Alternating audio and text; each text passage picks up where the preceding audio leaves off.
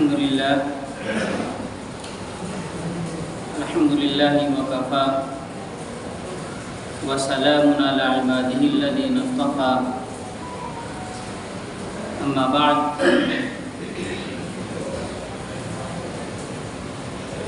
بزرگوں،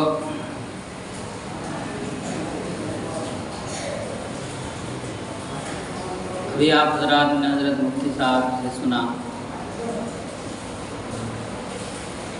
کہ ہم آپ یہاں بزرگوں کے سائے میں بیٹھ کر اپنی اصلاح کے مقصد سے آئے ہیں، تو ہمارے لیے زیادہ ضروری ہے کہ ہم زیادہ سے زیادہ وقت نکال کر تلاوت قرآن میں اور کلمہ خوانی میں، تسبیحات کے ورد میں صرف کریں، اور بیجا ادھر ادھر وقت خرچ کرنے سے ہمیں کچھ فائدہ ملنے والا نہیں۔ ہمارے یہاں جمع ہونے کا مقصد یہی ہے۔ ہر سال ہم اس گنج شہیدہ پر اکٹھا ہوتے ہیں، اسی طرح اب کے اس برسات میں پھر گنج شہیدہ پر چلیں، آسماں روئے گا اور اپنی غزل گائیں گے ہم۔ تو ہم جن بزرگوں کے سائے میں اس وقت بیٹھے ہیں، ان بزرگوں کے ہم پر بڑے احسانات ہیں، اس لیے ان کے تمام متعلقین پر، متوسلین پر، مریدین پر اور تمام روحانی اولادوں پر یہ فرض بنتا ہے کہ ہم اپنے دل کے اخلاص کے ساتھ پورے صدق دل سے اللہ کے کلام کو پڑھ کر، کلمے کا ورد کر کے ہم ان کے روح مبارک تک پہنچائیں، تاکہ اللہ تبارک و تعالیٰ ان کے درجات کو مزید بلند فرمائے اور ان کے ذریعے سے ہمیں بھی اللہ نوازے۔ بہرحال آپ کا آنا مبارک ہو۔ آپ کے اس آمد کو ہم اپنے جامعہ کے سرپرست کی جانب سے، خانقاہ رحمانی کے سجادہ نشین کی جانب سے، اپنے ادارے کے تمام اساتذہ کرام کی جانب سے اور تمام طلبہ اعظام کی جانب سے ہم آپ کا دل کی گہرائی کے ساتھ استقبال کرتے ہیں، خیر مقدم کرتے ہیں، اور ہم دعا کرتے ہیں کہ اللہ تعالیٰ آپ کے آنے کو قبول فرمائے اور ذخیرہ آخرت بنائے۔ بزرگوں، ہمیں یہ سمجھنا ہے کہ ایصال ثواب کیا ہے، ایصال ثواب کس کو کہتے ہیں، ہمیں یہ سمجھنا ہے، اور پھر سمجھنے کے بعد ہمیں اس پر عمل کرنا ہے۔ ایصال ثواب کے تعلق سے آتا ہے کہ اپنی کوئی بھی عبادت ہو، خواہ مالی عبادت ہو یا بدنی عبادت ہو، روزہ ہو نفلی یا حج نفلی ہو یا عمرہ ہو، تلاوت قرآن ہو، کلمے کا ورد ہو، تسبیحات کا پڑھنا ہو،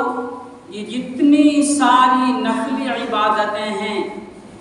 ہم پڑھ کر کے اپنے بزرگوں کے نام ایصال کر سکتے ہیں، اس کا ثواب ہم ان کے روح تک بھیج سکتے ہیں اور یہ ثواب ان کو ملتا ہے۔ بعض لوگوں نے اس پر اختلاف جتلایا ہے، لیکن تمام علماء اہل سنت والجماعت کا اس بات پر اتفاق ہے کہ مردوں کے نام یا زندوں کے نام، جن کے نام بھی آپ کچھ پڑھیں گے، کوئی نیک عمل کریں گے تو اس کا ثواب ان کو ملے گا۔ چنانچہ ترمذی شریف کے اندر ایک روایت ہے، حضرت عبداللہ ابن عباس رضی اللہ عنہما روایت کرتے ہیں کہ ان رجلا قال یا رسول اللہ ان امی توفیت اینفعها ان تصدقت عنها قال نعم۔ حضرت عبداللہ ابن عباس رضی اللہ عنہما فرماتے ہیں کہ ایک شخص حضور اکرم صلی اللہ علیہ وسلم کی خدمت میں حاضر ہوا اور آپ علیہ السلام سے سوال کیا کہ اللہ کے رسول میری والدہ کا انتقال ہو گیا ہے، اگر میں ان کی جانب سے کچھ صدقہ کروں تو کیا اس کا فائدہ ان کو پہنچے گا؟ آپ علیہ السلام نے فرمایا ہاں پہنچے گا۔ اسی طرح بخاری شریف کے اندر اما عائشہ صدیقہ رضی اللہ عنہا ایک روایت کرتی ہیں، فرماتی ہیں کہ ان رجلا قال للنبي صلی اللہ علیہ وسلم ان امی افتلتت نفسها واظنها لو تكلمت تصدقت فهل لها اجر ان تصدقت عنها قال نعم۔ ایک شخص آپ علیہ السلام کی خدمت میں حاضر ہوا اور عرض کیا کہ اللہ کے نبی میری والدہ کا اچانک انتقال ہو گیا اور مجھے اس بات کا غالب گمان ہے کہ اگر وہ کچھ کہتی، اگر بولنے پر قادر ہوتی، انہیں بولنے کا کچھ موقع ملتا تو صدقہ کے لیے کہتی، تو کیا اگر میں ان کی جانب سے صدقہ کروں تو اس کا فائدہ ان کو پہنچے گا؟ اللہ کے رسول صلی اللہ علیہ وسلم نے فرمایا ہاں فائدہ پہنچے گا۔ اس لیے بزرگوں، بہت ساری باتیں بہت سارے لوگوں کی طرف سے آتی ہیں، ان باتوں پر دھیان قطعی نہیں دھرنا ہے۔ علماء اہل سنت والجماعت کا اتفاق ہے کہ ایصال ثواب جائز اور درست ہے، بس شرط اتنی ہے کہ جس عمل کا ایصال ہم کریں اپنے زندوں کے نام یا اپنے مردوں کے نام، وہ عمل ہمارا نفلی ہو اور اس عمل پر اس دنیا میں کوئی اجرت نہ لی گئی۔ چنانچہ علامہ ابن قیم نے کتاب الروح میں لکھا ہے اما قراءۃ القرآن وإهداؤها له تطوعا بغیر اجرت فهذا يصل إليه كما يصل ثواب الصوم والحج، کہ جہاں تک قرآن کی تلاوت کا مسئلہ ہے اور اس کے ایصال کا مسئلہ ہے تو وہ نفلی جو بھی عبادتیں ہیں یا جو بغیر اجرت کے ہیں، ان تمام عبادتوں کا ثواب ان تک پہنچتا ہے جیسا کہ نفلی حج اور نفلی روزوں کے ثواب پہنچتے ہیں۔ اور مزید پڑھیے، علامہ ابن تیمیہ نے مجموع الفتاوی کے اندر یہ لکھا ہے کہ فلا نزاع بین علماء اہل السنت والجماعہ فی وصول ثواب العبادات المالیہ والصواب ان الاعمال البدنیۃ کذالک۔ علامہ نے لکھا ہے کہ جتنی مالی عبادتیں ہیں ان کے ایصال ثواب پر علماء اہل سنت والجماعت کا اتفاق ہے، اور درست بات یہ ہے کہ بدنی عبادت بھی اسی طرح سے، یعنی اس کا بھی ایصال ہو سکتا ہے۔ ہماری عبادتیں، بعض عبادتیں مالی ہیں جیسے زکوٰۃ ہے، صدقہ ہے، خیرات ہے، یہ مالی عبادت ہے۔ بہت ساری عبادت ہماری بدنی عبادت ہوتی ہے جیسے روزہ ہے، نماز ہے، یہ بدنی عبادت ہے۔ اور کچھ عبادت ایسی ہے جو مالی اور بدنی دونوں ہے، جیسے حج کی عبادت ہے، یہ مالی عبادت بھی ہے اور بدنی عبادت بھی ہے۔ تو ان تمام نفلی عبادتوں کا ثواب ہم اپنے بزرگوں کے نام، ہم اپنے مرحومین کے نام، ہم اپنے والدین کے نام، اپنے اعزاء کے نام، اپنے اقربا کے نام، اپنے رشتہ داروں کے نام، خواہ وہ زندہ ہوں خواہ وہ مردہ ہو، ہر ایک کے نام اس کا ایصال کر سکتے ہیں۔ تو یہ اصل شریعت میں ایصال ثواب ہے جو بالکل جائز اور درست ہے، کسی شک و شبہ میں پڑنے کی کوئی ضرورت نہیں ہے۔ سوال یہ ہے کہ ہم اس خانقاہ میں جو جمع ہوئے ہیں، جن بزرگوں کے ایصال ثواب کے لیے ہم جمع ہوئے ہیں، ہمارا ان پر کیا حق ہے؟ ان کا ہمارے اوپر کیا حق ہے؟ ہم کیوں جمع ہوئے ہیں؟ تو یہ بات ظاہر ہے کہ اگر ہم لوگوں کے بیچ یہ کی جائے تو بڑی عجیب معلوم ہوگی، اس لیے کہ اللہ کے فضل سے ہمارے قلوب کو اللہ تبارک و تعالیٰ نے ان بزرگوں کی ذات سے جوڑ دیا ہے، ان کی تعلیمات سے ہمیں جوڑ دیا ہے، ان کی دعوت سے ہمیں جوڑ دیا ہے، ان کے افکار و نظریات سے ہمیں جوڑ دیا ہے۔ ہمارے نزدیک یہ چیز بے معنی ہے کہ ہم یہاں کیوں جمع ہوئے ہیں، لیکن بہرحال تذکرے کے طور پر یہ کہ ان بزرگوں کے ہم پر بڑے احسانات ہیں، ان بزرگوں کے ہم پر بڑے احسانات ہیں۔ آپ نے سنا ہوگا، بہتوں بار سنا ہوگا کہ اللہ کبھی کبھی اپنے دین کی خدمات کے لیے بعض فرد کو قبول کر لیتا ہے، لیکن کبھی کبھی ایسا بھی ہوتا ہے جو بات آپ نے کم سنی ہوگی کہ اللہ اپنے دین کی خدمات کے لیے خاندانوں کو قبول کر لیتا ہے، خاندانوں کو قبول کر لیتا ہے۔ یہ واقعات کم سننے میں آتے ہیں، چنانچہ سنیے، ہندوستان کے اندر کئی ایسے خانوادے ہیں جن کو اللہ تبارک و تعالیٰ نے اپنی دین کی خدمات کے لیے قبول فرما لیا ہے۔ چنانچہ حضرت شاہ ولی اللہ محدث دہلوی رحمۃ اللہ علیہ کا خاندان، حضرت علامہ عبدالحی فرنگی محلی رحمۃ اللہ علیہ کا خاندان، اسی طرح دارالعلوم ندوۃ العلماء لکھنؤ کے بانی حضرت مولانا سید محمد علی منگیری کا خاندان، اور ان سے تاریخی اعتبار سے ذرا سا مقدم دارالعلوم دیوبند کے بانی حضرت مولانا محمد قاسم نانوتوی کا خاندان، اور بعد کے اخبار میں حضرت مولانا سید ابوالحسن علی حسنی ندوی رحمۃ اللہ علیہ کا خاندان۔ یہ 4-5-6 خانوادے ہندوستان میں ایسے ہیں جن کے تمام افراد کو، پورے خاندان کو اللہ تبارک و تعالیٰ نے اپنے دین کی خدمات کے لیے قبول فرما لیا ہے۔ چنانچہ آپ دیکھیں گے کہ نسل در نسل ایک کے بعد ایک اس خاندان میں افراد پیدا ہوتے چلے جا رہے ہیں، اور امت کی ہر موڑ پر رہنمائی کا فریضہ انجام دے رہے ہیں۔ چنانچہ اس خانقاہ کے بانی حضرت مولانا سید محمد علی منگیری رحمۃ اللہ علیہ کی سوانح حیات لکھنے والے پیدائشی ادیب حضرت مولانا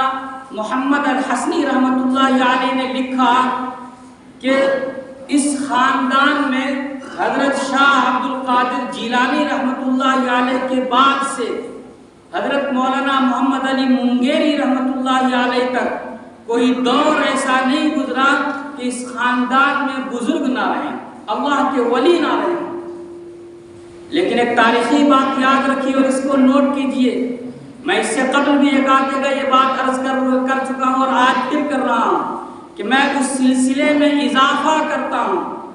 کہ وہ سلسلہ جو اس خاندان میں ولیوں کا حضرت منگیری کی سوانح حیات میں لکھا ہے کہ حضرت منگیری تک منقطع نظر نہیں آتا ہے، اصلاً وہ سلسلہ اب تک جاری ہے۔ چنانچہ ان کے بعد سے حضرت مولانا حضرت امیر شریعت رابع سید شاہ منت اللہ رحمانی رحمۃ اللہ علیہ، اور ان کے بعد امیر شریعت سابق حضرت مولانا سید محمد ولی رحمانی رحمۃ اللہ علیہ سے وہ سلسلہ ہوتا ہوا موجودہ حضرت امیر شریعت حضرت مولانا احمد ولی فیصل رحمانی دامت برکاتہم تک آ چکا ہے، اور اللہ کی ذات سے کبھی توقع ہے کہ انشاءاللہ ثم انشاءاللہ آئندہ بھی اس خانوادے میں ایسے افراد پیدا ہوتے رہیں گے جو علمی طور پر، سیاسی طور پر، روحانی طور پر، ہر طور پر امت کی رہنمائی کا فریضہ انجام دیتے رہیں گے انشاءاللہ۔ بزرگوں، یہ دو باتیں ہو گئی، 2 منٹ کے اندر ایک باتیں اور آپ سے عرض کرنی ہے کہ آج صبح سے جو ہماری مسجد میں پروگرام چل رہا ہے قرآن خوانی کا اور کلمہ خوانی کا، فجر کے بعد بھی اعلان ہوا، ظہر کے بعد بھی اعلان ہوا، اور عصر کے بعد بھی، اور حتیٰ کہ مغرب کے بعد بھی، لیکن صحیح بات یہ ہے کہ اس وقت ہماری جتنی تعداد یہاں موجود ہے اتنے لوگ بھی یہاں موجود نہیں تھے۔ ہم آپ سے اگر ایک سوال کریں تو آپ برا نہ مانیے گا، کیا تماشا بنانے یہاں آئے ہیں؟ کیا اپنے وقت کو ضائع کرنے کے لیے یہاں آئے ہیں؟ میلہ دیکھنے آئے ہیں؟ سامان خریدنے آئے ہیں؟ کیا کرنے آئے ہیں؟ آپ اپنے اس عہد کی تجدید کے لیے یہاں آئے ہیں جو اس خانقاہ کے بزرگوں کے ہاتھ پر ہاتھ رکھ کر آپ نے یہ عہد کیا ہے کبھی ماضی میں کہ ہم کوئی گناہ کا کام نہیں کریں گے، کوئی غیر اخلاقی کام نہیں کریں گے، کوئی غیر اسلامی کام نہیں کریں گے۔ ان تمام چیزوں کے جو آپ نے عہد لیے ہیں ماضی میں، اس عہد کی، اس وعدے کی تجدید کے لیے آپ آئے ہیں، نئے عزم کے لیے آئے ہیں، نئے حوصلہ لینے کے لیے آئے ہیں۔ چنانچہ آئے ہیں، آپ کا آنا بہت مبارک ہو، لیکن اپنا وقت ضائع نہ کیجیے، اپنے ایک ایک لمحے کو مسجد میں لگائیے، قرآن کی تلاوت کیجیے۔ قرآن کی تلاوت نہیں کر پاتے ہیں، کلمہ خوانی کیجیے، کلمہ پڑھیے۔ چنا وہ چادر پر بچھے ہوئے رہتے ہیں، اس پر آپ کلمہ پڑھیے، درود پڑھیے، جو بھی تسبیحات آپ کو معلوم ہے اس کو پڑھیے، لیکن اپنا وقت ضائع نہ کیجیے۔ ایک ایک لمحے کو یہاں سے قیمتی بنا کر جائیے اور یہاں کا پیغام لے کر جائیے کہ خانقاہ رحمانی نے ہمیں جو پیغام ماضی میں دیا تھا وہ مستقبل میں بھی دیتا رہے گا، اور اس وقت بھی ہم وہی پیغام لے کر آئے ہیں کہ انشاءاللہ ثم انشاءاللہ ہم اپنی پوری 24 گھنٹے کی زندگی کو سنت و شریعت کے مطابق گزاریں گے انشاءاللہ۔ بزرگوں، آپ کو معلوم نہیں یا معلوم ہے غفلت میں پڑے ہیں، یا جو چیزیں گزر جاتی ہیں اس کی اہمیت تھوڑی کم ہو جاتی ہے۔ وہ دور یاد کیجئے جب حضرت منگیری علیہ الرحمہ یہاں تشریف لائے تھے تو آپ کا یہ ضلع،